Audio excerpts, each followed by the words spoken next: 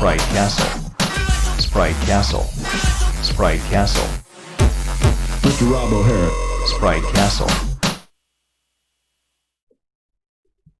Hey everybody, how's it going? Welcome to another stream from Sprite Castle. I hope everybody is having a good week. I'm having a freezing cold week.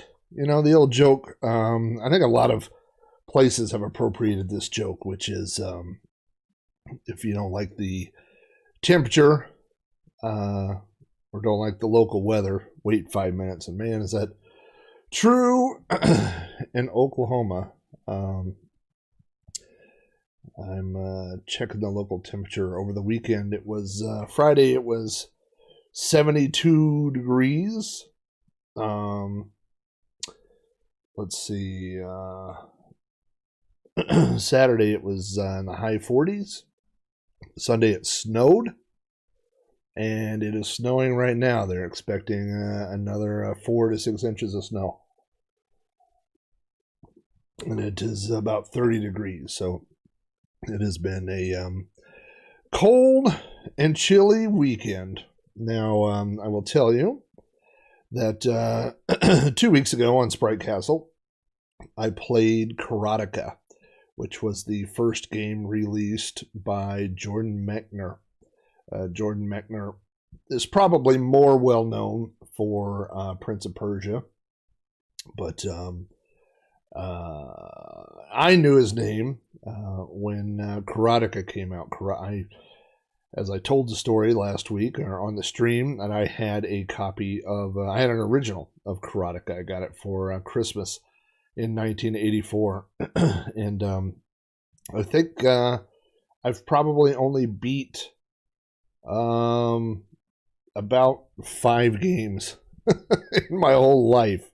I'm not a very good gamer. I love games. I love learning about games. I love the history and the nostalgia and everything else about games. But it cannot be said that I am a very skillful game player.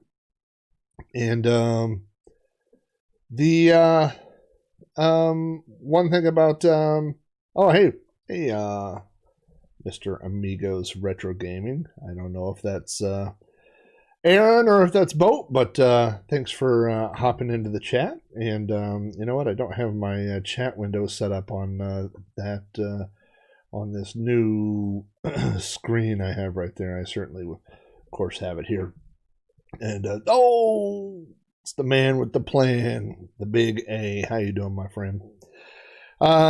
So I was just talking about how I played Karateka last week, and that really got me on a nostalgic kick for not just Karateka, but Prince of Persia, and even more so than that, Jordan Mechner, the man behind those games. And I ended up purchasing Jordan Mechner, kept handwritten journals as he wrote those games during those times of his life. He started Karateka shortly after he started Yale as a 17-year-old freshman. By the time he graduated from Yale, Karateka had been published and in his first set of journals, and I think one of them is slightly more expensive, like $1. I think one was $6.99 and one was $7.99, but he has published these, self-published these. They're available on his website. And they're really fascinating. It's really a look into an era where I just wanted to rhyme those things. Into a time when one person developed a game from beginning to end. Jordan Mechner, when he made Karateka, he had this vision. He was into movies. He was into film soundtracks. He was into storytelling through video games, and he was into coding on the Apple II. And above and beyond all of that, he was a really gifted Apple II programmer. And so Karateka is literally a one-guy project, a one-man project. He did the code, he did the graphics, and we'll see a similar level of graphics here on Prince of Persia But when he came up with the idea for Karateka, he wanted to make really smooth animated graphics for his game. And so he borrowed, I don't remember if it was an 8mm or a 16mm, but a home video or a camera, a film camera. And he was taking karate lessons at the time, and he had his sensei, whatever you want to say, his instructor, come over to his backyard and stand in a fighting stance and throw some kicks and run around. And he recorded all this with his camera. And he had to do it twice. The first time the film didn't get developed, but the second time he got the film, and he used a projector, and he projected those stills from that film onto his monitor and traced the pixels. And that was how he got such fluid motion on the Apple II, was by, basically tracing real life photos. He said he did like every sixth frame or something like that, just so that the Apple II could keep up. But he was literally the one man plan. He did the entire game. I think if I remember right, he got a $3,000 advance, and then got 15% royalties on the sale of Karateka. The sales of Karateka, his whole go, and it's amazing to have such a laser scope. A lot of us, I don't feel like I'm the top Twitch streamer. I don't feel like I'm in the top million Twitch streamers or anything like that. I'm probably in the bottom 10. And I don't mean percent. I mean the bottom 10 guys. But when he's writing these journals and writing Karateka, he's like, this is going to be the best game ever on the Apple II. I just know it. It's the best looking game. It's all this. And then by the end of the journal, it's the number one selling game on the Apple II. He did it, and he knew that he was creating something great, So at the end of the first set of journals, he returns back to college. He goes back to New York, which is where he's from. And he starts getting the itch to make another game. And that game is Prince of Persia. And so he, as I'm talking here, we're going to fire this up. Aaron knows what the score is. Getting a little Exodus going here tonight. And by the way, this picture right here is talked about in the book. I'm going to make sure my volume here not blowing anybody out. This picture he outsourced to an artist who said they would do it for $30 an hour. And it ended up taking, I don't remember how many hours they said he worked, over 30 hours, but the final price of that picture was just over $1,000. It was like $1,100. But so the whole thing about Prince of Persia was Mechner's vision. Mechner's vision with Karateka was he wanted to tell a story, but there was just only so much room he could do it in the Apple, And so he went back and he did it again on the Apple II on Prince of Persia. And he was really disappointed. The sales were not that good because the Apple II was dying. Prince of Persia came out in 1989, and the market for Apple II games was rapidly declining by 1989. And so Broderbund, or as we talked about, Bredebund, insisted that there was a MS-DOS port made simultaneously. And it didn't come out exactly when the Apple II version came out, but it came out shortly after. And this is, of course, the IBM port that we got, the VGA port. Later on, I've got some clips queued up where we can look at the Apple II version. And about 5 years ago, this was also ported to the Commodore 64. And you have to use the REU, which is the RAM expander, to get enough memory to run it on the Commodore 64. But it looks pretty dang good. So let's go ahead and get started here with Prince of Persia. Now, for those of you that are good at this game, or even mediocre at this game, prepare to be frustrated by my play, because I am not great at this game. But I do love this game. Now, one of the very first things he did, just like in Karateka, was he took his friend out and used a video camera to videotape his movements. He had him climb up and down on things, and so he took those frames and copied them, and those became the graphics for Prince of Persia. Now, the goal of Prince of Persia, as you saw in the opening, was the princess. It's very similar to Karateka. The goal is to rescue the princess. As you can see in the bottom left-hand corner, actually, you know what? You can't see it because I'm a dum-dum, and I've got it cut off, and I'm going to change this aspect ratio just slightly because it's important that you see that we have 3 arrows down there for our hit points, which is a lot less than you start with in Karateka. Now, if I hadn't held on to that platform when I fell, if you fall a certain amount, it will take a hit point. And just like Karateka, if you try to go into battle, and let's just go over here, you'll see if we go to the right, there's a guard here. Hey, I want to talk to you about, oh! And so that doesn't go too well for you.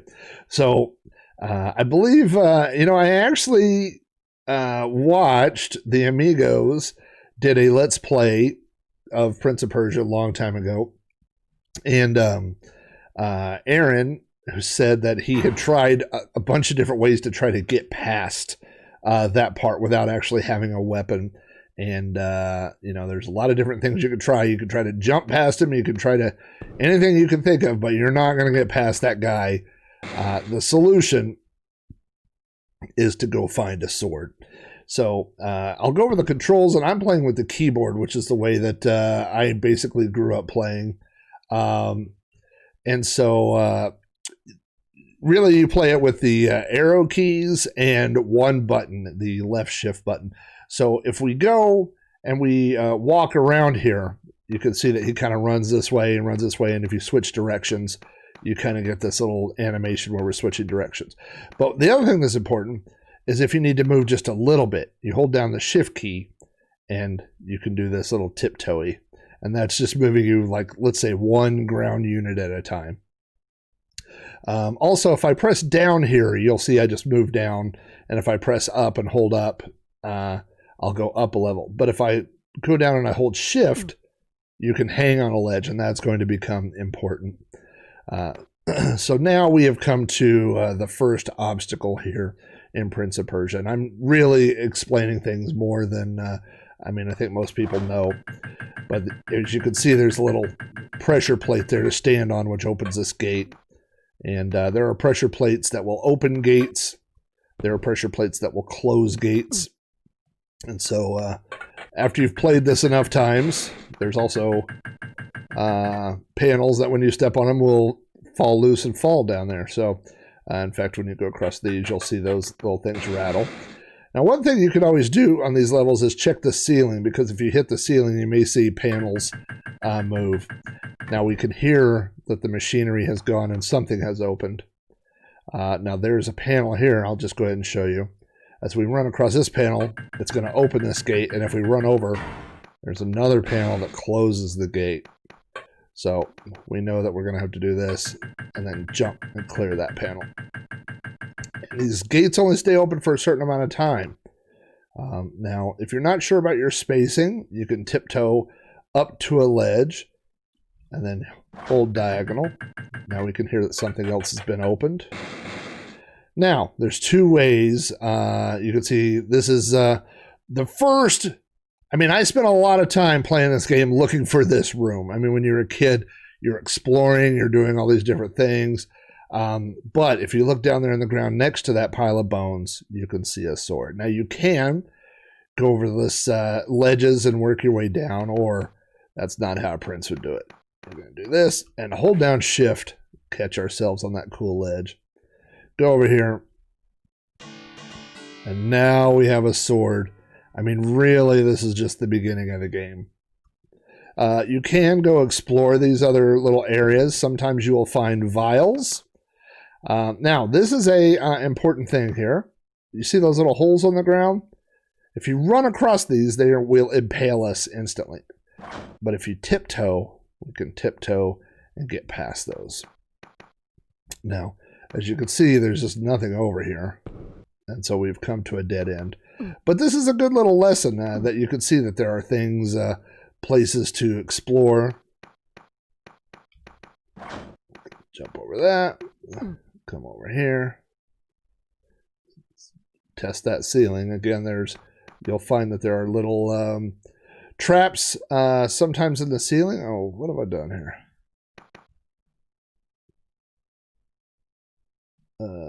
Oops. Oh, I'm going up to the wrong place. Duh. Not looking where I'm been jumping. And so, yep, sometimes you can find little places to pop tiles out of the ceiling. I'm still at 3 hit points, which is good. We've got all of our health here. Nothing in the ceiling here. Oops. Probably could have jumped over that, but now that's opening the gate on the other side that we can't see. But we've got to get through that. There we go. That should reclose when we hit that. There's one jump on the way back that's a little awkward. It's not here. It's on this next screen. Not here. Now we'll just tiptoe back so we can line this up here. Right there. It's this one right here.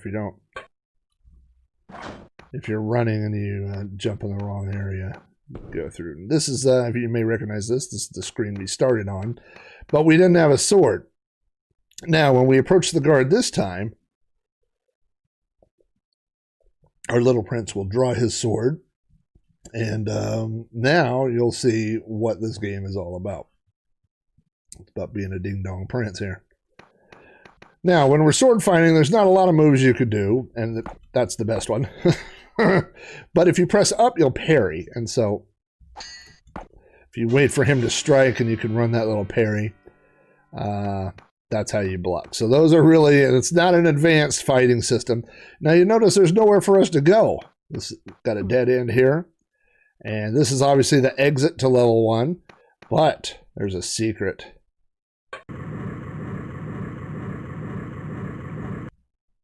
And I don't know if you bow to a prince. I guess so. Give him some respect. So in all, there are 10 levels in this game that you have to work your way through. And you can see the hourglass, the sand. I mean, that's a visual, Mechner was really a master of storytelling without having to put any words on the screen. I mean, it doesn't say, time is moving on, you're running out of time. But, I mean, that's implied. Now, watch out as I hit myself in the head with that. That's smart. I'm just taking 2 of my 3 hit points. So let's see if we can kill this guy here.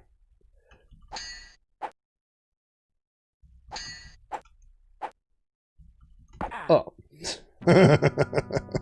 Ah. I love that little noise it makes. Aaron, have you ever beat this game? I have never beaten Prince of Persia. I've never played it all the way through. I've gotten pretty close. There's also, and I may pull this up before we're done, there is, actually I will definitely pull this up on YouTube. God bless America. There is footage. The footage, yes it does, this game gets much harder and way harder than what we've seen so far. So you can see I only have 1 hit point, but you see this little area down here? Notice how there's nothing? That's not where I thought it was. But on this level, you're going to start seeing healing potions, and you'll also see there are poison potions. So we have to look at the color. So if you remember, there we go. Remember on Karateka, where, now watch this. That's such a great little sound, like that. On Karateka, and you'll notice on this game as well, that the bad guy's health is blue and ours is red. Well, that potion was red, but you'll see potions, and if you look closely, they're bubbling blue, and those are going to be poison. Now, now notice how I hit that? If you watch the ceiling right there.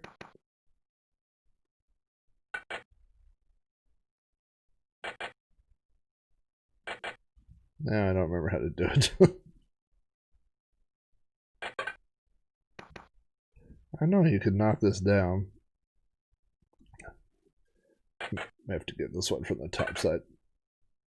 Alright, well, just pretend I knew what I was doing. Alright, let's try this. Alright, now you think, oh, there's nowhere to go, but look at this. We're going to go up here. Now, when Mechner designed this game, he did it with a level editor. He built a level editor that made building these levels easy. And he passed it around the office, and people worked on levels and made levels to this game. And he thought a big successful piece of this game was going to be the level editor, and that people would enjoy making their own levels. And then at the very end, he determined that that was not a selling... Oh, that was almost a hachi-machi moment right there. Caught myself right at the very end.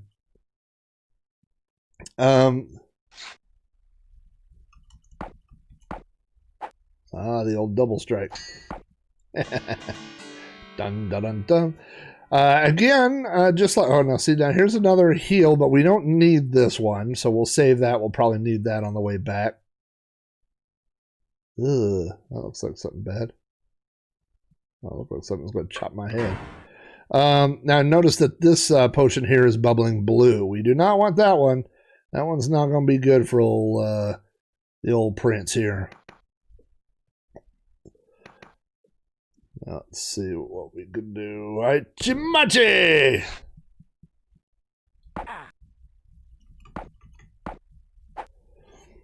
Just like in Karateka, the guards have been programmed to...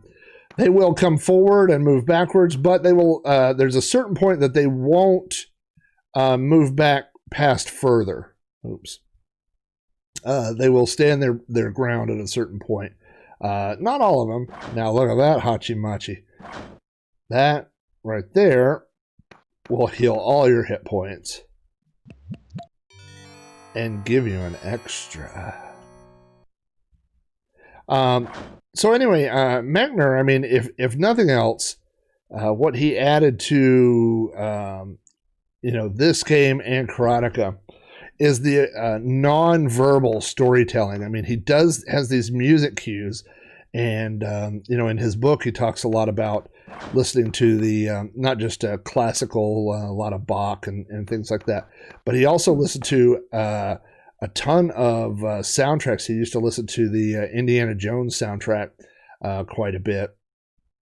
And you can hear those things. It's just those little subtle musical cues where, when he appears, just like in Karateka, he climbs up over the cliff and suddenly you hear, dun, dun, dun, dun, like he's the hero just by hearing that. You know who the bad guy is when you hear, there's your little victory, dun, dun, dun, dun. I mean, it's not a big thing, but it's just that little reminder that, it's just, those little hints. Now, again, that's the noise that we have heard before, that we know the big door is opening. Oh, we don't want to go there. You always want to look around, though, and now you notice at the bottom, as we start level 3 here, if you watch the bottom right when we start, it'll say however many minutes we have left. This game runs in real time, and at the very beginning, the evil baddie, so it should say level 3, and then 47 minutes left. So the bad guy, when he turns over the sands of time, so to speak, he says, hey, listen, you got 1 hour before I kill you. So that tells us, hey, we've got 1 hour basically to beat this game in real time. And don't worry, I will not be playing it for an hour because I'll be long dead before any of that happens. But you can keep continuing up until your time runs out. So that's another thing that, I think Mechner learned from Karateka, where people didn't enjoy necessarily playing a game for, an hour or half an hour or whatever, and then, getting instantly killed, like the bird when the bird, flies out or whatever. I probably don't want to do that. So we're going to have to figure out a way to open that thing. So it ain't there. Okay, sorry, I'm going to run and start this. Hachimachi. I will tell you one thing I found that was interesting was, let's see, do I jump this way? Well, let's see what happens. Let's get creative. Oh.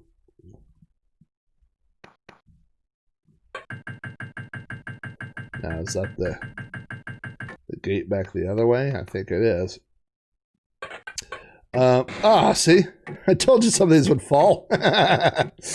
And hear that? That's the gate going down. So what we're going to have to do is trigger that gate with that pressure plate, and then we're going to have to run.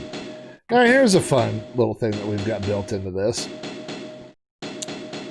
Can I tiptoe through these fast enough? I don't know. Now, but you see what the takeaway, the goal is up there is to get that healing vase, which I didn't even really need, so it was kind of stupid on my part to be tempted by such things. There is a part in Mechner's journals where he talks about adding the little blood that appears on that, and how that was such a big hit around the office that people loved that. But anyway, so when Mechner was working on this game, like I said, he worked on the level editor, and he passed it around, and people made their own Prince of Persia levels. All right, here we go. Oh, come on now. We only got so much time. Come on. Let's see if we can make it. I don't think we're going to make it. Oh!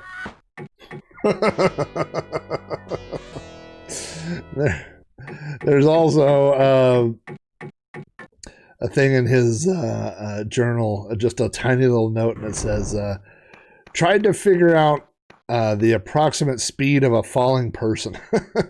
And it has to be fast enough, where it looks like somebody's falling, but it has to be, slow enough that you could still see what happened. And there is a certain amount of weight, to when he falls, and that little thunk that's at the end. Jordan Mechner. Oh boy, that was way too fast. Hey, 25 emote shared. Pin back. Cheers. Hey, I'm getting cheers. So, as you guys know, Pinback is the person who's helped me set up my all my Twitch stuff, and so I added. Hey, you guys! So I added an emote, and there should be an emote that says, "Oh, thank you, Pinback." There should be a new emote of Mr. Moonpie. And so if I see the emote for Mr. Moonpie pop up, I will tell you the story of Mr. Moonpie. But if I don't see him, there's no sense in going into that story. Oh, God bless. Look what you're cheering. You're cheering me treating a prince like a sack of potatoes here. And I also uploaded, I spent the other day, oh, you can't use my emote. I don't know how to do it. I don't know how to do anything. We'll have to work more. That's some more offline work. I don't know how to, I'll say this, I don't know how to trouble or to test Twitch things without being online. Like, I hate to go online because I know it's going to send out this thing to everybody that says that it's online. So I don't want people to have to show up and see that I'm just tooting around and trying to learn how to do stuff. Holy camole! Pinback, it's our first raid! Woo! Look at all this going on. It's crazy talk. Raid in the house. Raid in the house. Look at all this. Zypho with a party of 25. Boy, if you people only knew, 25 is like more friends than I've ever had in here or in real life. Look at all this going on.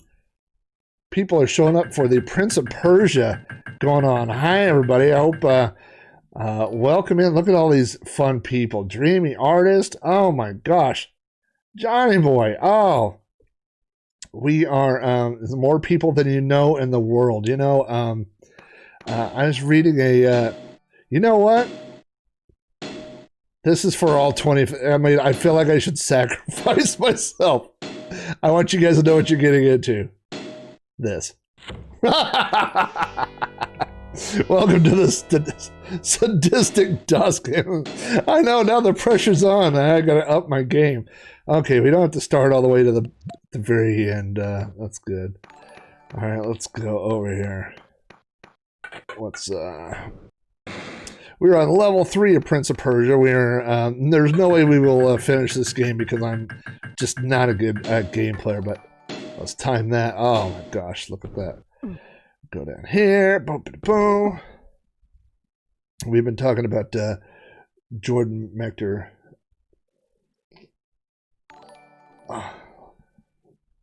Oh my gosh. This is going crazy. This is, I mean, this could be, like after the stream is done after tonight because it will never get better than this. So hello to everybody who has shown up. Yeah, the 360 there was so there goes into this whole story, and I've been talking about. I just finished reading Jordan Mechner's journals as he made this Karateka and then this game, and so the journals don't really go into the modern versions of the games, but you know what happened? Holy Jesus, camole! It's a skeleton, Mr. Bones. I forgot about this guy. I mean, really, if you can learn how to parry and also to strike like that. I've got to push this guy back. Ah, son of a... My name is Prince Montoya. You killed my father. Prepare to fall until your death. God bless it. Get off that. Now the thing is, I think we got to go that way. When the exit down there, yeah, everything's downhill from here. Almost 1 a.m. It is, what time is it here? I am in the central U.S. time zone. It is 5:45 here. And it's, oh, geez, you know what? It's time for me to get an ass kicking from a skeleton. That's what time it is here. That didn't work out so good. Oh, boy. I mean, this game, and in a minute here, I'm going to, once we get to a point where I'm not really getting that oh my gosh, this makes me so nervous. I mean, I just want to do it because it's so funny. Don't do it, Rob. Don't do it. I did it. Hey! Oh my gosh, Pinback unleashed the new emote. I see it. It's Mr. Moonpie in the house. And now I gotta... Oh, the baby's screaming. My kids are still screaming, but they're not babies. They are teenagers now. My son just turned 19 over the weekend, which is crazy to me, and my daughter is 15. So, you know what? I will tell you the story real quick of Mr. Moonpie. Is in the 1990s. I ran a BBS called the Gas Chamber, which I have been publicly shamed for because the implication of gas chambers and World War II, which was not where the BBS got its name from. I always feel compelled to explain that, is that I got it from a rap song, and I wasn't even that big into rap, but there was a line from Ice-T, where he says, put me in jail, I won't even try to make bail, throw me in the gas chamber and watch me inhale, which I thought was funny.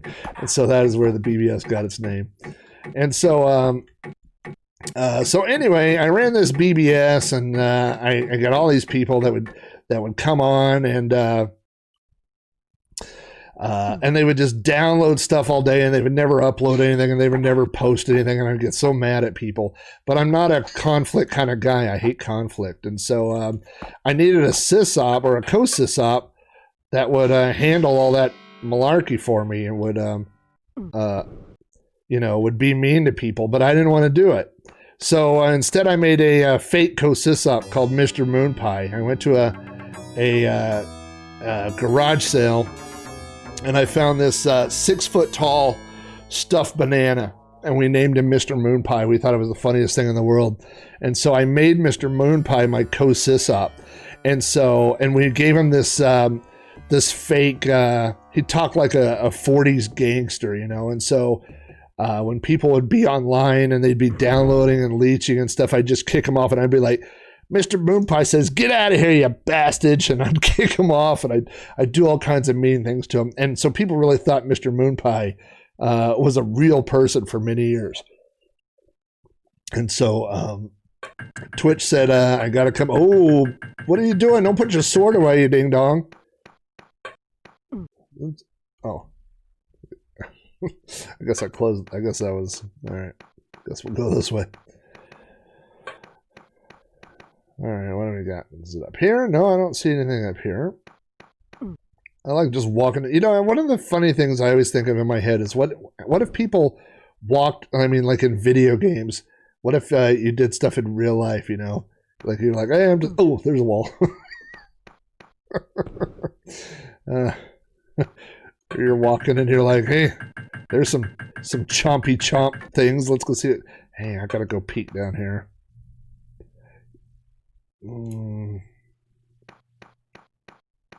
Oh, hey, now give me a fighting chance.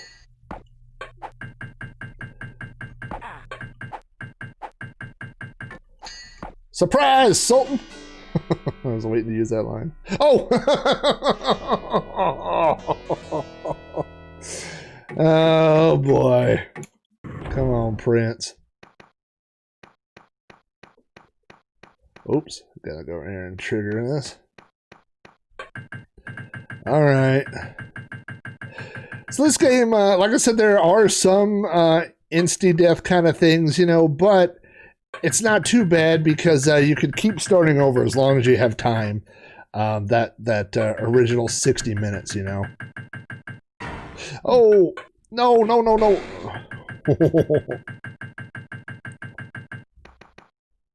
Oh, come on.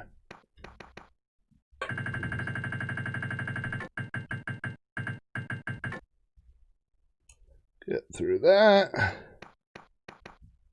Get over here.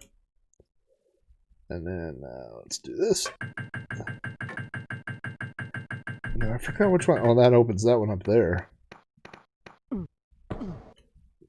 Oh, man. I'm not going to have enough time to... Come on, ding dong.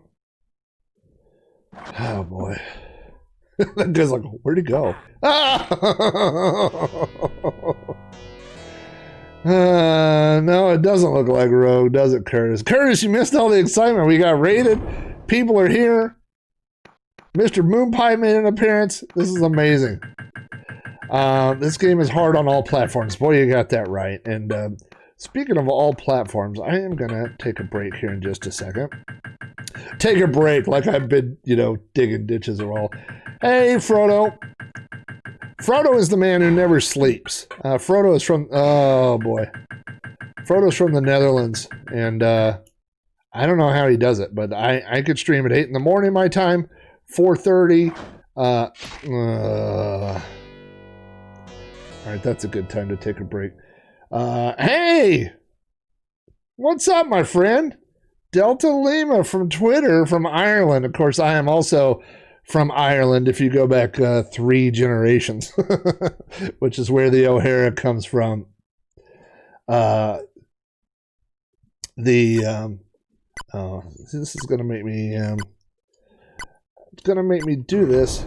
All right, if I do that, I think this should stay quiet for a second. Okay, so let me get this up over on the monitor on the left here. And we're going to flip over to left monitor here. And This is Prince of Persia on the Apple II. This is the original version that Jordan Mechner programmed. And you can see, obviously, there's a much limited color palette, you know. The graphics are a little bit, I mean, the idea is the same, right?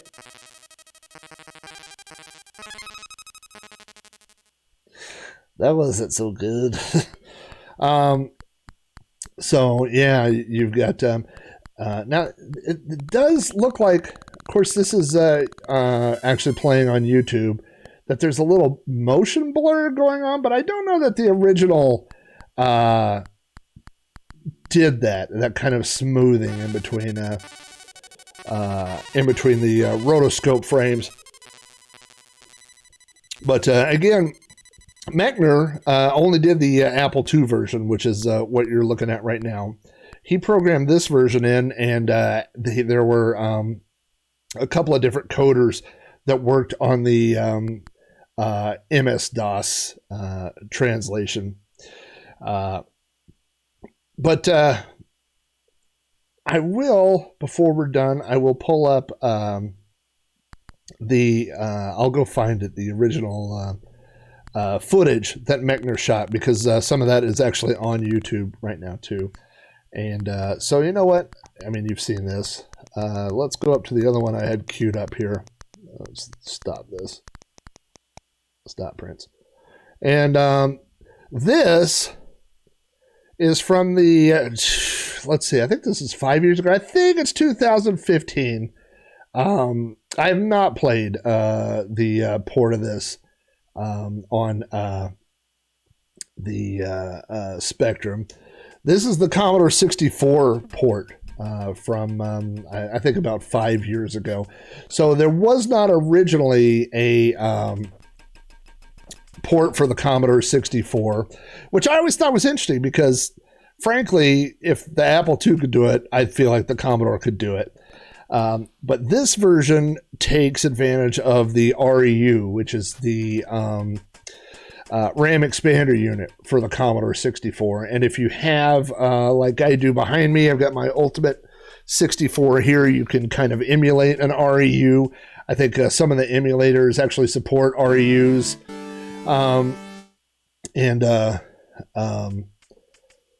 But yeah, you're right. You know what?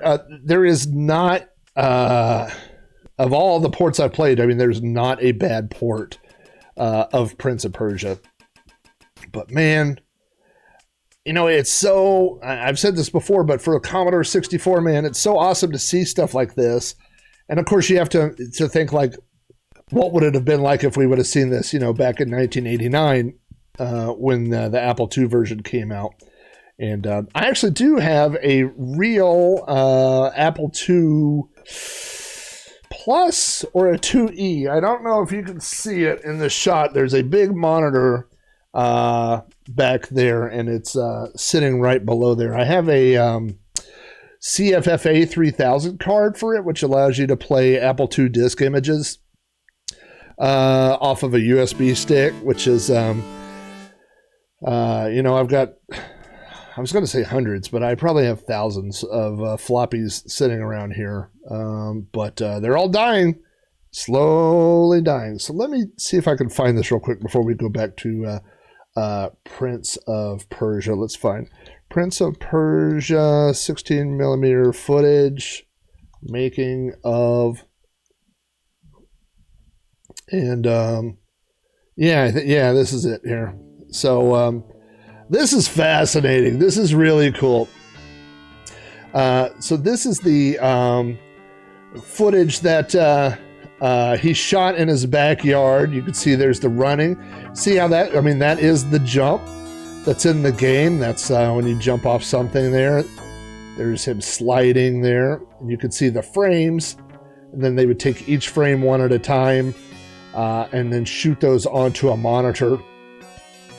This shows a little bit of the development of the graphics. You can see that there. But the most the thing I really wanted you to see was the and there's a little more of that is the This is more development here.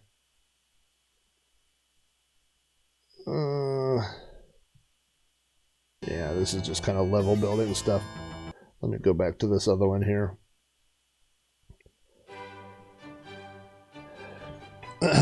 This is some of the same footage. That's him, obviously, climbing on a wall. That's running. You can see he's got the lines on the ground there. There's the leap. There's the leap and the fall. There's the slide. And you'll see this has some more footage because there's a sword fighting there. You can see. You got fencing.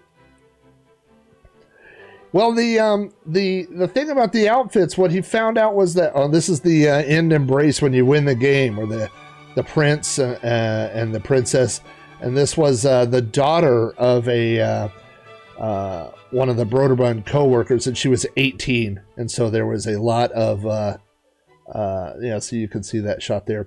But what he said was he tried to cheat on some of the graphics, and you'll see that this looks familiar. That sword play looks a lot like the sword play in Prince of Persia, doesn't it? So he tried to do some of the digitizing without people wearing coats, like he did this with the big bad at the end of Karateka. And he said, well, I'll just draw in the cape later and I'll do it. And he found out he couldn't do it. It was too hard. It didn't look natural. So from then on, he always tried to get people in costumes and stuff, And again, all this was done with 16 millimeter footage that was then projected a frame at a time on an Apple II monitor and then programmed in, pixeled in. So, I mean, it's really, really impressive what he was able to achieve. Speaking of impressive, let's get back to my gameplay here. I'm going to try to beat this level if I can. And then we're going to go to Prince of Persia 2, which is the second game in the series. And Prince of Persia 2 was more... hey, Frodo, you can share whatever you want. I don't think I have... I don't think I have any of the URL blocking stuff on. This is the DOS version that I'm playing. And so what was interesting was that okay, cut it. Was that Mechner, as far as Karateka, yeah, Frodo, if you can share it, that's cool. I don't think I have the blocking stuff on, but it may be on by default or something. If it is, I'll have to go figure it out here. This guy's going to eat my lunch. How do I kill this guy? I got to run and... Let's figure this out. As everybody knows, I'm a big fan of figuring out stuff the hard way. I gotta go this way first. Maybe I gotta go do something over here. Oh yeah, that. Jump over that. That. Not that. Let's grab that. Oh, well, let's go that way. Ooh. Again, it's just those little hints of. You know what? I can boost my health up again. Look at that, 5 hit points now. If we were playing Rogue, I'd be in trouble with 5 hit points. Alright. So I gotta go this way. I gotta go this way. I gotta get here. I gotta get over there. Maybe if I, run and get as close to him as I can. Well, that wasn't it. Nope. That wasn't it. Maybe I gotta go around that guy? I don't know. It seems like the way to go. Alright, well, we know I don't need the other potion. So it should... Well, it takes us a few screens to get back over there.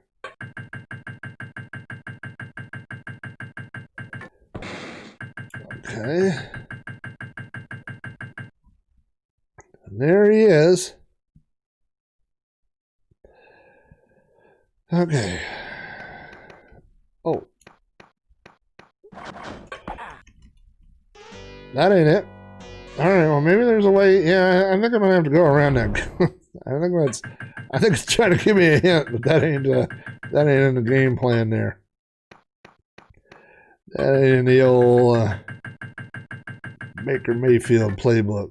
Alright. Yeah, I'm pretty sure you're right. Alright. Let's go up and around. Oh. Well, we had the around part. Just didn't have the up. Can I knock one of these? Let's go get hit in the head by this real quick. That'll be fun.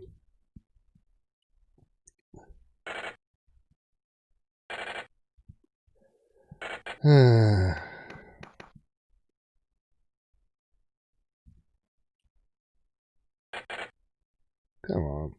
Alright, well, if I can't do that, not there.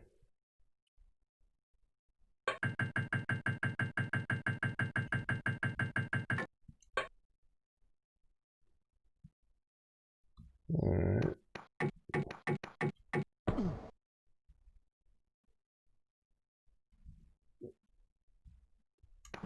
Okay.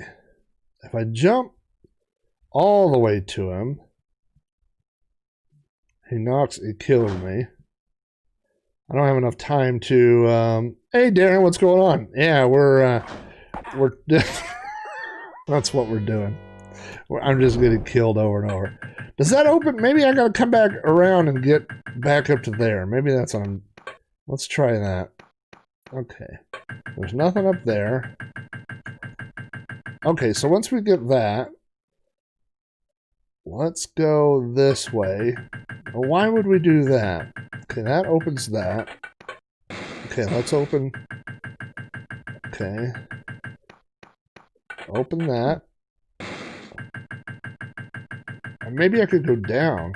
I know, this is, oh. Oh, and of course I lost the, hit point that I had gained before. Okay, so, can we go back this way now? Okay. Have we done anything that would open anything else? There's this. Oh, now wait a minute, fellas.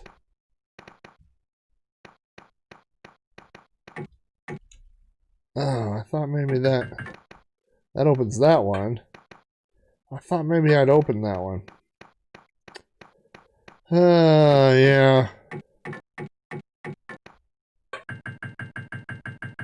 What does that one open? What does this one open?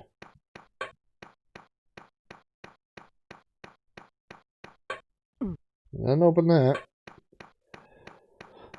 Well, we got about 30 more seconds of this before we go visit Karateka 2, which is way harder than this game. Okay, well that does open that. Oh! I went around him. Did I go around him? I hate to think that's not gonna do anything, but I just need a drink. I deserve a drink after that. Alright. I think I went around him. I did. Okay. Now this is just going to be bad news. I don't know if you guys have been paying attention to the old stream. This is not my strong suit.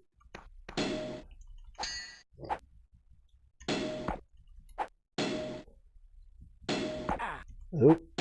Oh, I see. Now he could kind of push me back into that if I were not... I'd kind of fight like a fly swatter. I just go whack, whack. All right. Is this worth it? Yeah, I can do this. Ugh, that was close timing. Let's get my Prince juice on.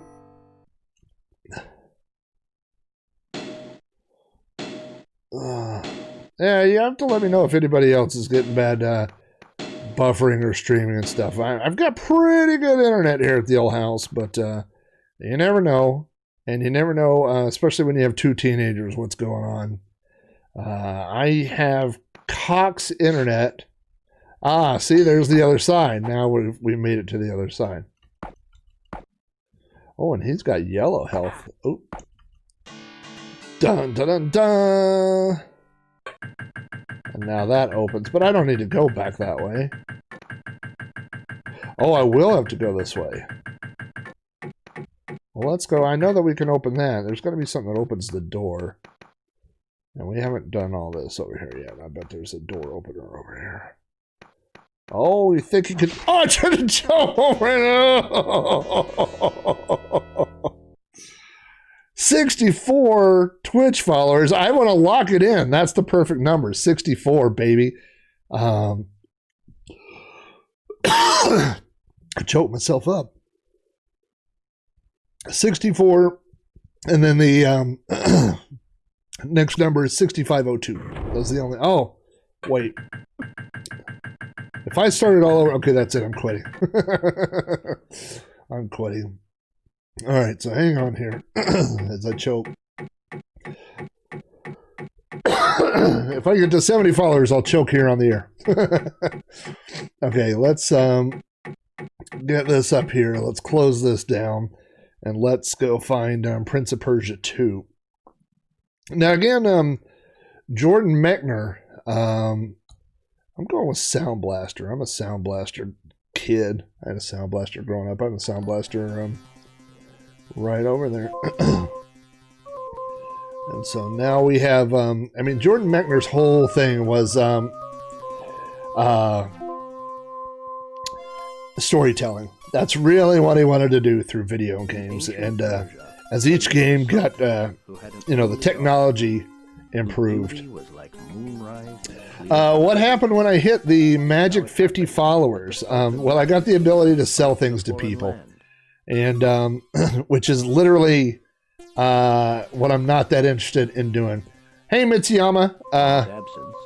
Thank you for swinging by. I know it's so hard when, through the Amigos, I've met so many different people that are interested in the streams and the games and stuff, but everybody's in other countries and different time zones and stuff. I'm really, so I've had to find a time that works for me and works for as many people as possible. But I'm so glad. How much for the hat? I'll send it to you. I forgot I was wearing this hat. I'm gonna turn this down just a little bit. I don't think it's too loud for you guys. Maybe it is, but it's just blaring in my ear. This dumb story about the Prince of Sultan. When I went to DEF CON, and something else the same week.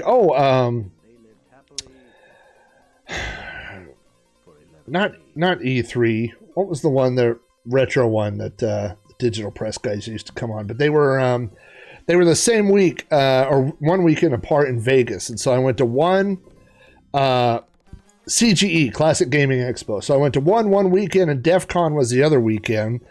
And rooms at the Stratosphere were $29 a night during the week. And so I just booked a room for like 13 days at the Stratosphere. And hung out in Vegas. And my dad flew out during the week. It was the first and only time my dad's ever been to Las Vegas. It was a lot of fun. And it was fun getting to show him things. You know, I mean, when you're a kid, your dad shows you everything, right? And so I got to take my dad to Fremont Street. I took my dad to the Golden Nugget, and he had just bought a brand new digital camera for the trip and left it in the casino. And then the whole rest of the trip, of course, when we went back, it was missing. And the whole trip, he kept saying, maybe somebody in Vegas turned it in. And I'm like, maybe that's what happened. We should have been checking pawn shops instead of calling the casino. But in the Stratosphere, they had a place that did custom hats. They would put your name on stuff. And at DEF CON, I did a panel with about self-publishing. And I did it with Radman, who was the founder of, I'll get it right, not ICE. What is the other big ANSI group?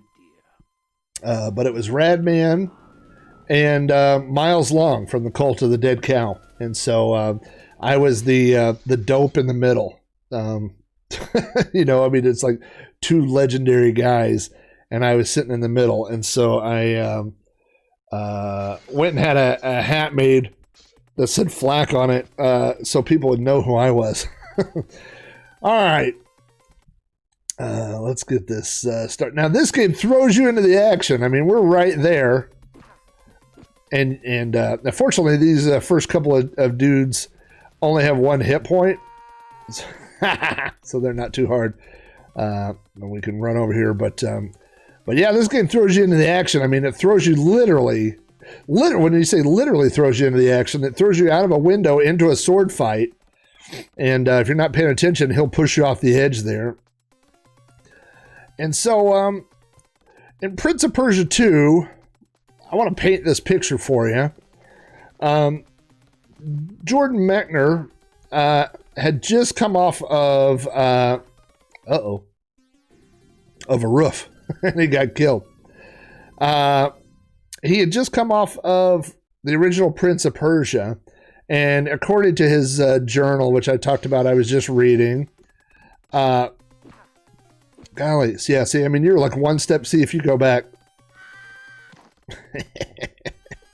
That's what I do best, folks, is kill princes. Oh, come on. So, Karateka, after selling Karateka for a while was the #1 best-selling game on the Apple II. And, oh,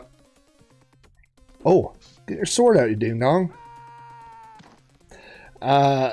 He made enough money off of the royalties of Karateka to live for 2 or 3 years, is basically what he made. And so, now instead of going on, well, turn around. Don't let this dude come up on your back. Well, I guess guys are just going to come forever. The best defense is a good offense. So, on Karateka, he made enough to live a couple of years, and he said in his journal that he, as a programmer was, don't go to the right. As a programmer, I mean, good programmers were making about 30 to 40 grand a year in the mid 1980s. And put your sword away a little too quickly there, Prince-o. I like to think this is actually Prince, like the artist formerly known as Prince. Oh. That was a keyboard problem. That was not a Rob problem. And so, at the end of his second set of journals, when he starts talking about the Prince of Persia, Prince of Persia did not sell well. It did not, on the Apple II, it was not selling well. And in fact, he laments at one point that it was selling the exact same number of copies as Karateka. And Karateka had been out for 5 years. All right. At some point, I'll remember that there's a second dude there.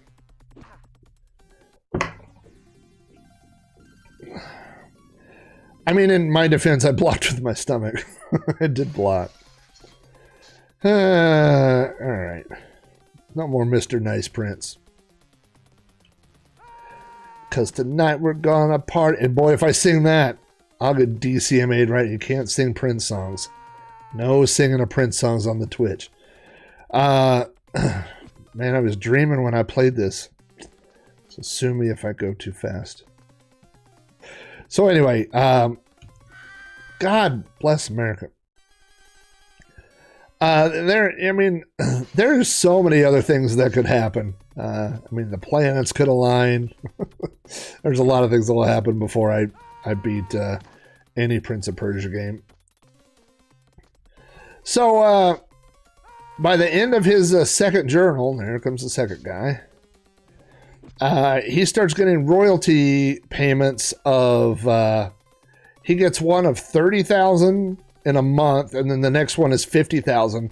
And the reason that these are going up is because the MS-DOS version has been released. And so that's the difference, is that it's not the Apple II version of Prince of Persia was never going to make him any money, but the MS-DOS port is what began selling. And then the other thing that he talks a lot about is the rights, to Nintendo and the other ports like that. Okay, so if I remember right, okay, we gotta go here. Now you can waste your time fighting these ding-dongs that come from the right here, but really what we need to do is go get on. This is like another world where we got the thing chasing us. Whoop! That's what I'm talking about. See? I could do it all the time. I told you. So, when he started work on Prince of Persia, he was never, not really a Broderbund employee. He had gone there. He actually was just going there and hanging out in their office. He was crashing at people's houses. Later on, he got on oh, hey, what are you going to play with the kids, Darren? Like a board game or a computer game?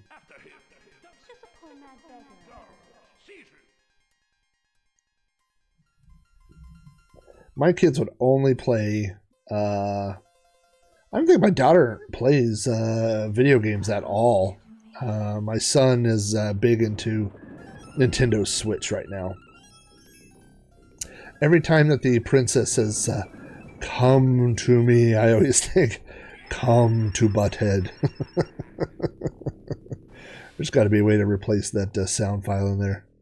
Come to Butthead.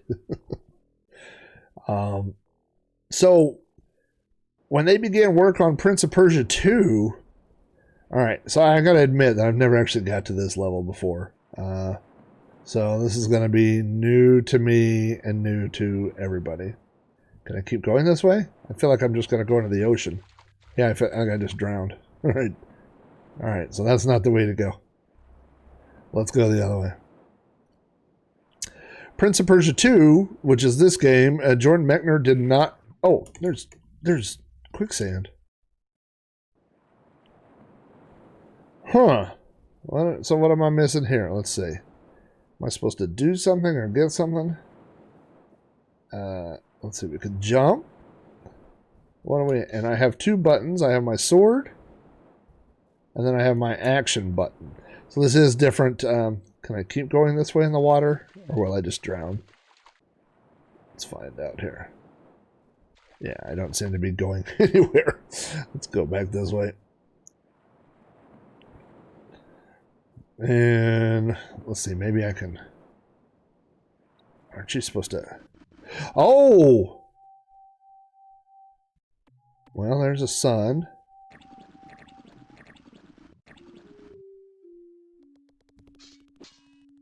Oh, that wasn't it.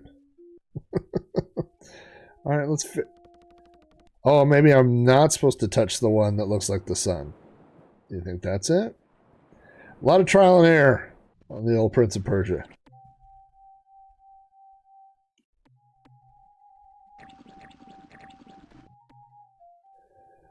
Uh-huh.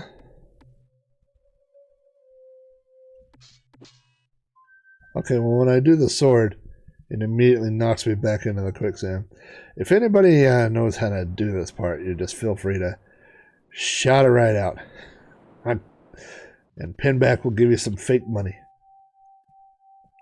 Maybe if we...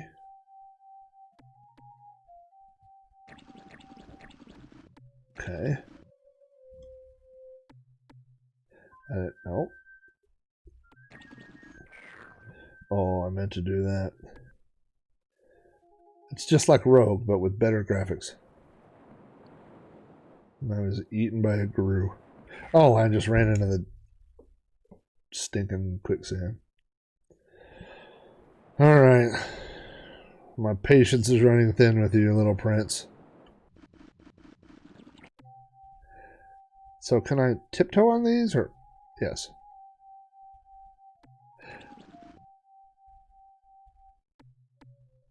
I'm just kind of guessing.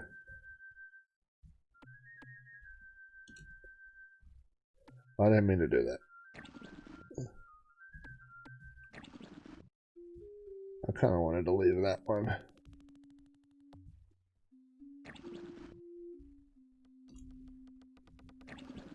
Okay, I got all those. Now I only have 2 buttons. One pulls a sword, which immediately knocks me into the quicksand. If I hide, will somebody come out? Doesn't seem to be doing anything. What if I do that? What if I just...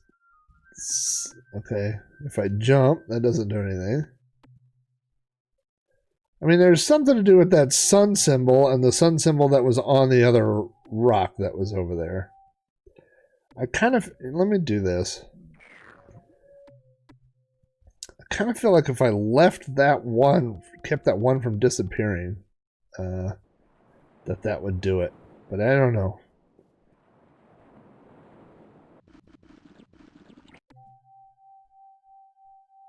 Okay, let's walk over here.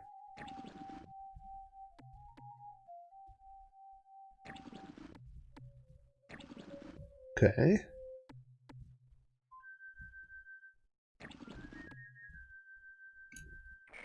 No, I meant to jump. That is how you do it, though. All right. That is how you do it. Okay. All right, so there's probably a better technique for doing this. Oh.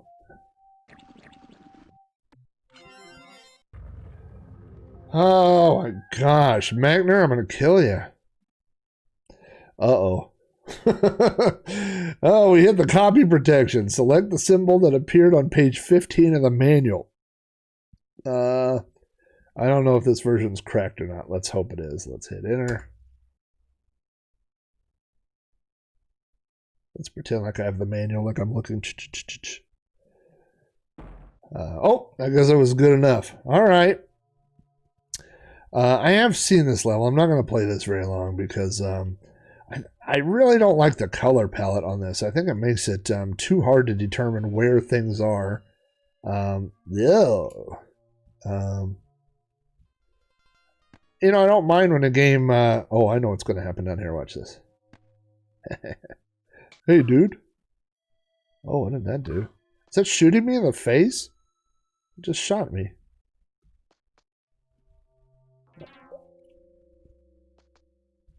Oh, I thought for... Well, I just came down here just to get shot in the face by a stupid cave gun. Who left a cave gun just laying there? I thought for sure that skeleton was going to... So do those... I wonder if those get triggered if I step on them or... Let's try it. Let's see what's over here. Or if I just show up and it just shoots me in the face. Hi, friend. Well, that's annoying. That's pretty much the same gameplay mechanic that's in the first.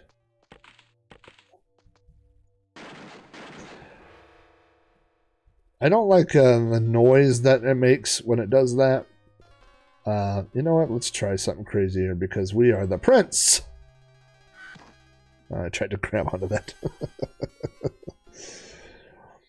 So anyway, to finish the story, before we wrap things up, is that by the time Jordan Mechner made Prince of Persia 2, which is this game, he was basically out of the coding business. He became a consultant. He came up with story ideas, and he came up with... no, that doesn't do it. Okay.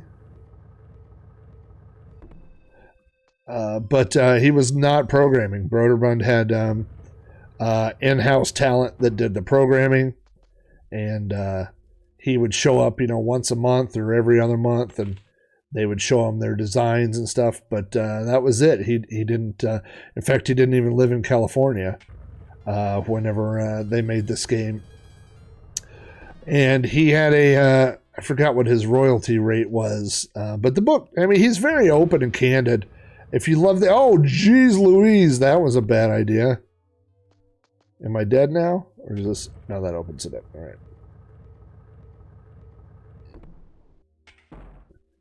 Indy, behind you.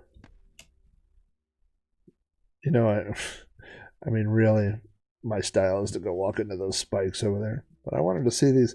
There's some, yeah, that's who I was looking for. Oh, I meant to jump. It's almost Dragon's Lair-like, isn't it? Like when he just like, oh, and then that thing, then it kills you. But yeah, he, and again, of course, I don't get a commission. Oh, I see there are little things on the floor. Now I see them. See, that's what I was talking about, is that it's like shouldn't be hidden.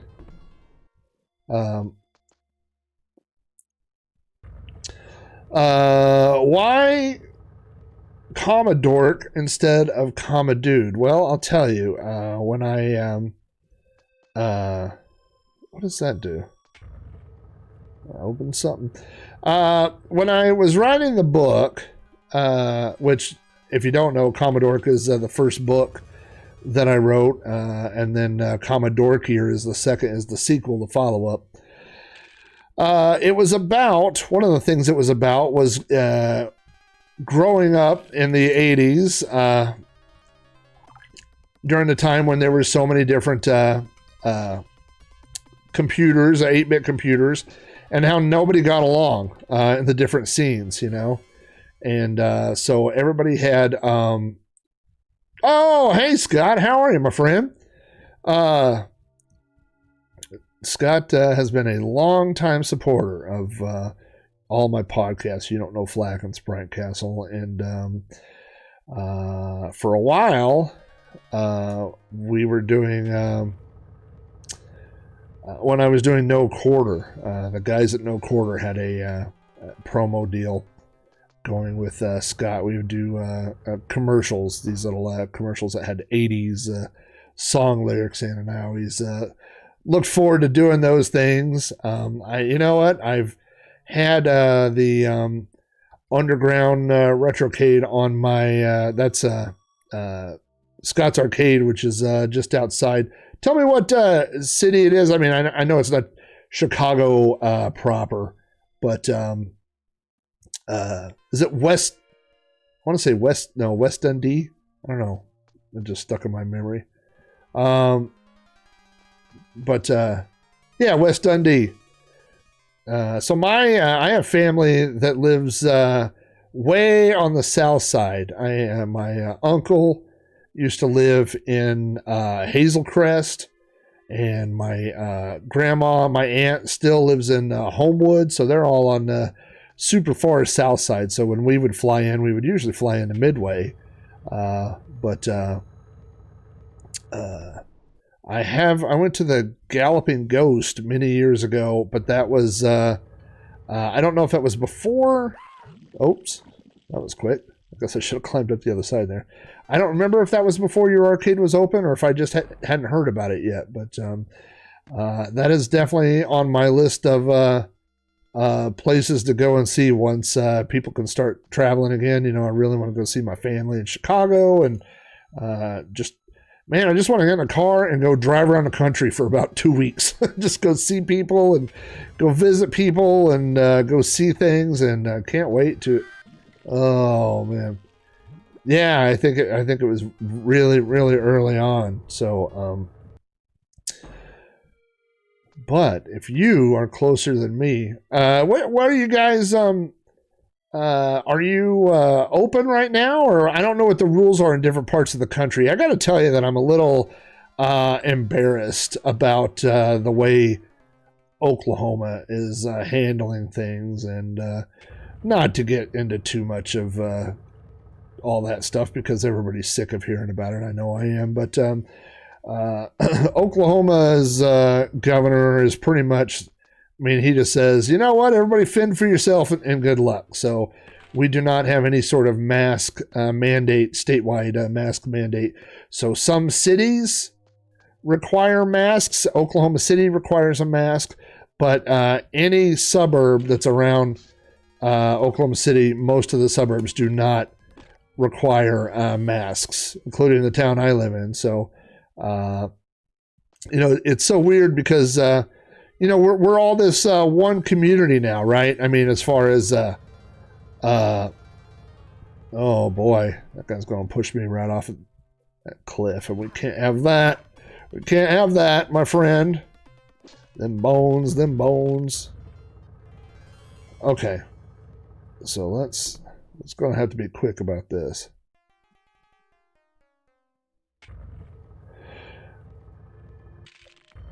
Oh, no, you don't.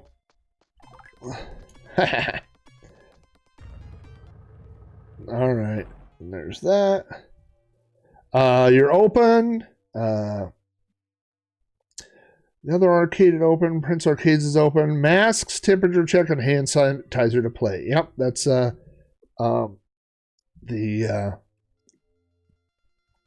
LA requires a mask because California is getting 33,000 cases a day. Yeah, so here's the thing: is that Oklahoma is having their highest rates ever, and we're at 3,000. So basically, based on that, they're just like, do what makes you feel good. So, but literally, like the post office. Oh man, that's a bad fall for me. That was bad. The post office that's closest to my house does not require masks. But the God, you got to start all the way back at this door again. But the post office that's like 10 minutes away does have a mask requirement and stuff. So it's kind of confusing, But the worst thing has been, as especially through the Amigos and through Twitch and all this, and I've met these people that are all over the country. Of course, I've known people all over the country for a long time through my website and all the stuff I do online. But is like people will say, man, I haven't eaten out, in 6 months, or I haven't done this. And Oklahoma just does not have those rules. Like literally I could go eat in a restaurant tonight. I could just go walk to a restaurant, or not walk to a restaurant, let's be real. But most restaurants, the most that they've done is they've, let's see if I can push this guy back into the lava and get rid of him. That would be nicer. Oh, well, let's see if he can just chop my head off. Some restaurants have moved their tables apart so that there's a little bit more space in between, like 6 foot between tables. But literally, I could go sit inside a restaurant and eat tonight. I don't, but they're just not closed down, Okay, so let's see. Last time did we fall this way? Yeah. Okay, so we don't want to do that. All right, let's go over here. And then here.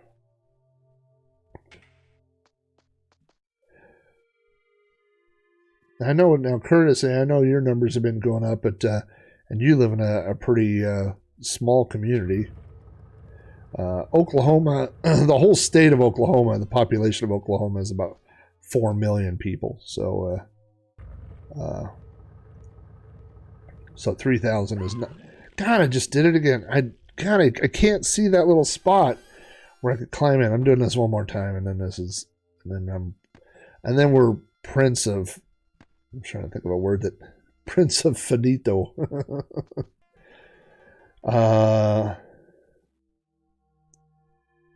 Yeah, I think right now it's I hate it, but I feel like it's every man for themselves. We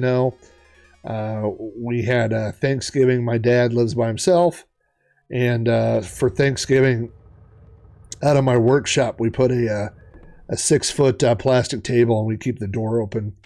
And he came over so he wouldn't be by himself, but we sit 6 feet apart when he comes over, and it's just the two of us. But you know what? He's in that category. Like if he gets coronavirus, it's not going to be a good day, All right. Let's pretend like this skeleton's coronavirus. Stay away from my family. Shouldn't be making light of that. Coronavirus almost got me. So, yeah, man, it's a tough time right now, and I really feel for people like Scott who own businesses that are dependent on people from the public coming in. I feel bad for princes that are subject to gravity and don't know how to jump. It's a sad day. All right, I lied. I'm trying one more time. I'm literally just running at breakneck speed to get over there again. It's not like I don't know where to go. I've gone there like 9 times. I got shot in the head by that, which is bad because the last time the skeleton took 2 of my hits. So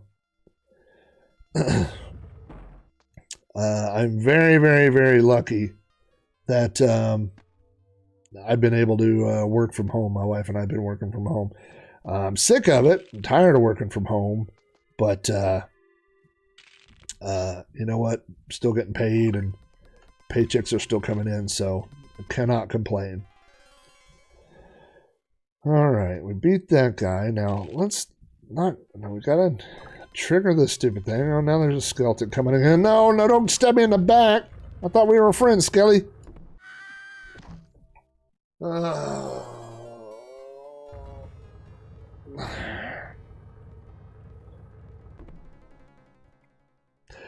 Yep, it is. It's definitely a lucky thing. So, to be able to work from home, and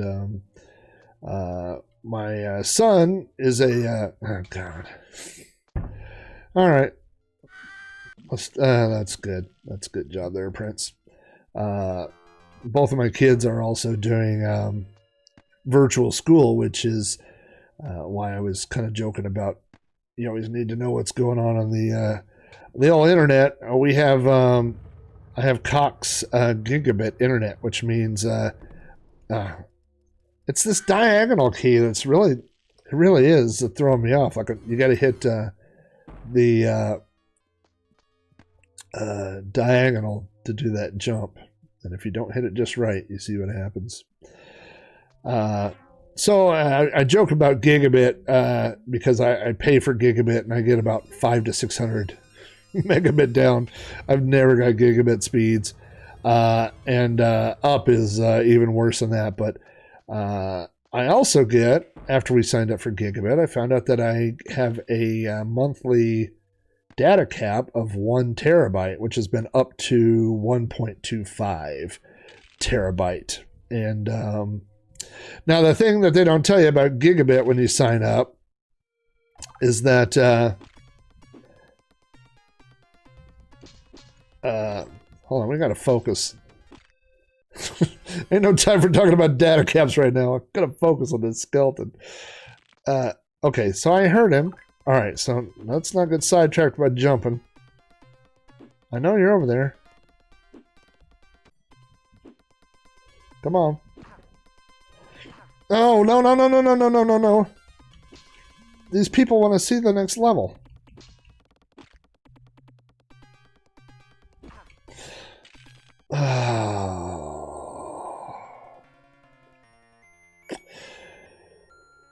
Yeah, so the thing about the data cap, well, they upped it. Like I said, it was a terabyte, now it's 1.25. But I mean, my kid's got a PS4, so anytime there's something new, and he would do these updates, and I would see these 30, 40 gigabyte updates. Or now, I mean, because he's got these buddies, and they come over and they're like, oh, let me just download my whole stream library while I'm here. So they come over and they use my bandwidth,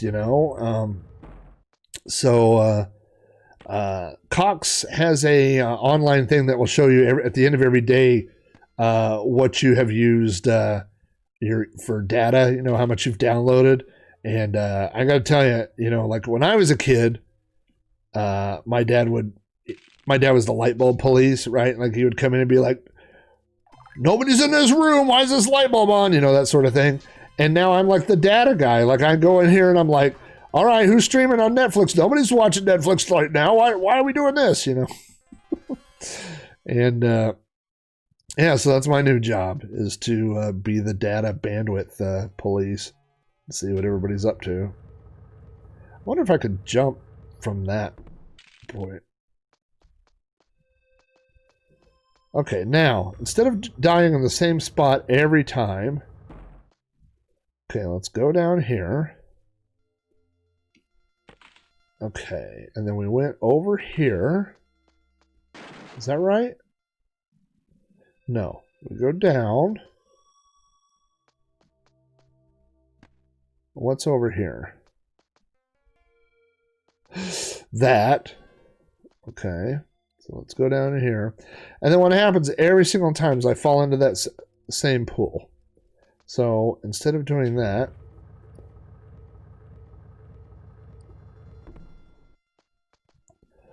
so if Pinback, I think Pinback left me. He always starts my streams. Pinback is my Flavor Flav to my Chuck D.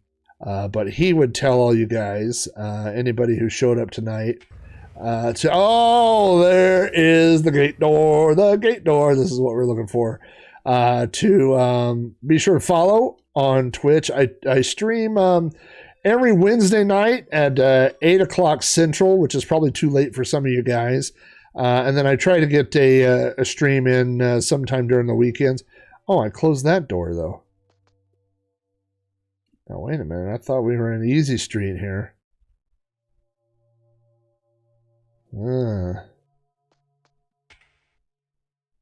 That didn't open that. Uh-oh. Did I just trap myself? Come on now. Is there a... No. Okay. There's nothing there to stand on. There's nothing there to stand on. That's nothing over there. I don't see any triggers on the floor. There's no floor triggers here. Guys, I'm in trouble. I think I might have trapped myself. Uh-oh. Hachi-machi. Let's... Nothing over here? No. Well, I think I might have just... wrecked the platform on the other side to keep that last door open.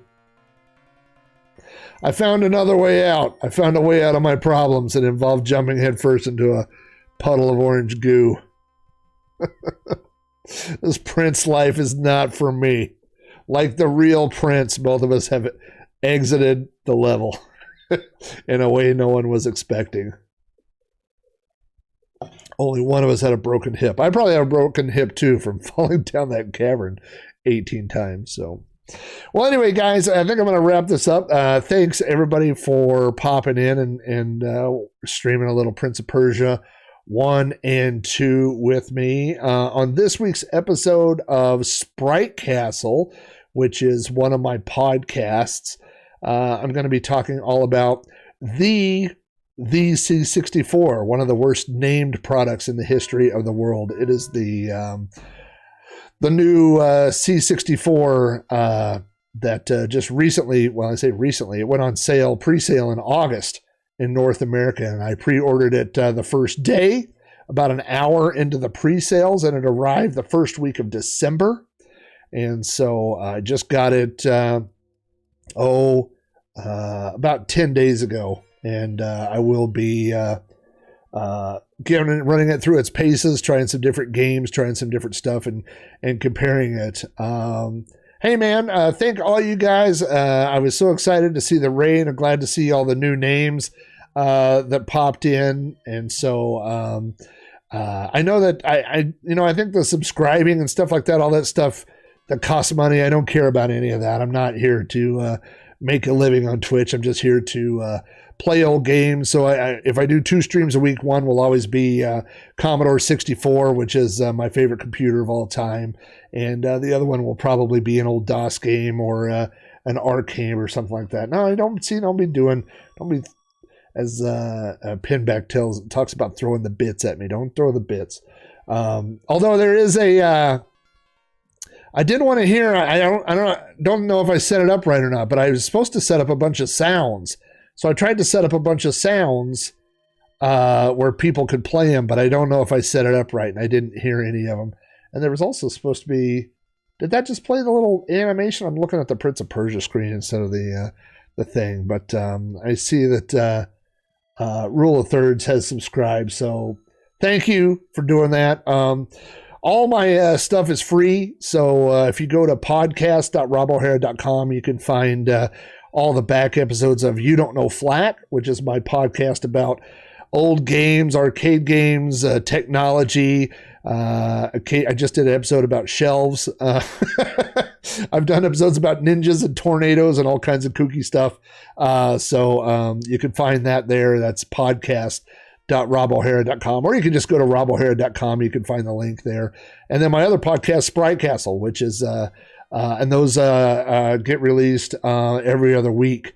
And Sprite Castle is where we play, discuss, and review Commodore 64 games.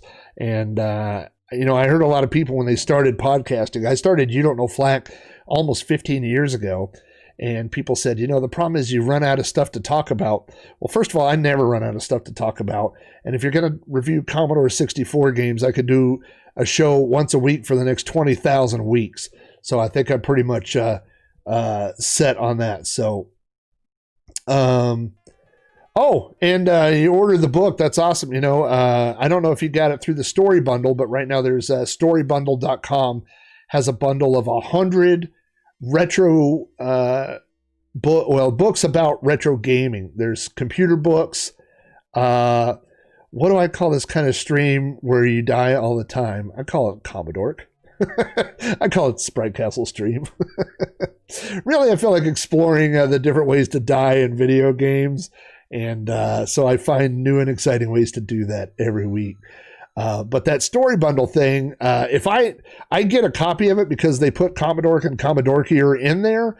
But if I wasn't in there, I would definitely have bought it because there's just a ton of books in there for, like I said, for retro gaming. And there's a lot of console stuff. There's a lot of there's a whole series of books called Dungeons and Desktops, which I guess is about D&D type games on computers. There's all kinds of stuff like that. So anyway, if you want to, like I said, if you follow, you'll get notified on Twitch when I stream. I will be streaming every Wednesday and then probably someday on the weekend. And that's it. I'm not great at plugging stuff. So, but you know what I am great at? Look at this. Oh, I made a new screen. It's like giving a kid a machine gun. Like you just pull out the Photoshop and you get to do all your little stuff in here, and it's some kind of fun. So anyway, thanks you guys for showing up. So happy to meet all the new people that came in tonight. And if you ever have requests for the show, my email is right there in the podcast, but you can always shoot me an email at robohara@robohara.com, or find me over on Twitter at Commodore, or any of the other places that I hang out on. So thank you guys for coming in and stopping by, and I will hopefully see you all again soon.